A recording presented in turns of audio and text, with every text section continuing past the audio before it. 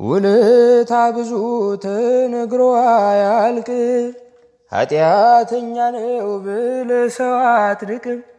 ጠላት ሊወግረኝ ድንጋይን ቢያነሳ አንተ ሆንክልኝ ከባቴ አበሳ። አምላከ እስራኤል ክበርልኝ በዘላለም ፍቅር የወደድከኝ ክንድ ዘወትር ያበረታኛል። እንዳንተ ያለ ከየት ይገኛል? ምሕረት በስቷል ላንተ ያደረግከው የኃጢአቴን ግርፊት ከኔ ያስወገድከው። ላመስግን አንተን ባለውለታዬን አትረፍርፎታል በረከት ጓዳዬን።